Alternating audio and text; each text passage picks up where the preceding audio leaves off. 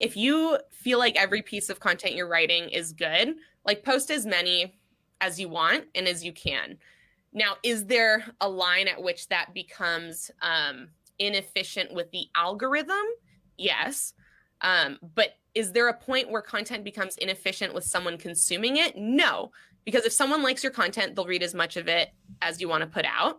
If they don't like it, they're probably not reading it at all. And then, of course, there's people in between. So thinking about, is this individual post going to bring value to the people who like to read my posts is one way to think about it. That's like one type of content. The other type is this a post where new people, if they've never engaged with me before, they're going to read it and all of a sudden follow me?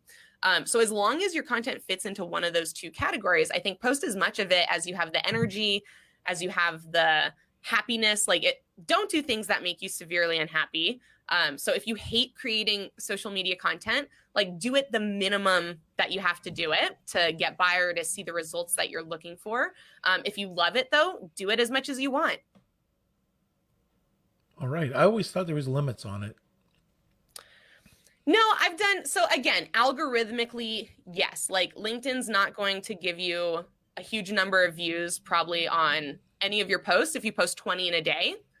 But in terms of effectiveness on you building brand and building brand with more people, that could be the best strategy. Mm-hmm. Because if someone sees 3 of those posts in a day, 3 of your posts on a platform in one day or sitting is a lot of exposure for that person to then want to be thinking about you.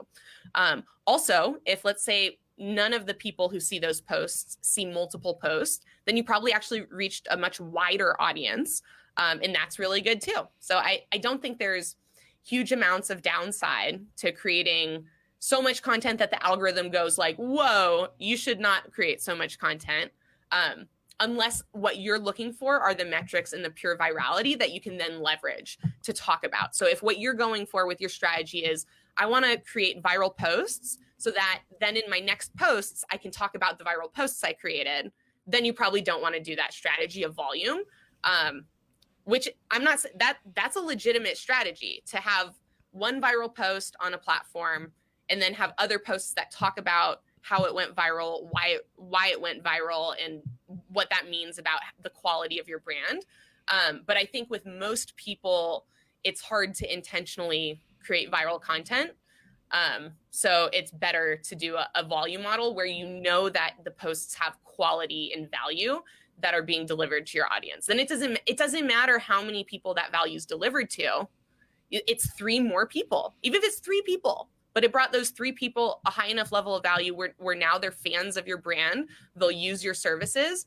Again, if that was every post, why wouldn't you want to do 20 posts in a day that each got you 3 new customers? Come on, if any of us could do 20 posts that got us 60 customers a day, we'd be doing that for sure. I think a lot of us just don't realize that that's a reality and a potential when you create content that has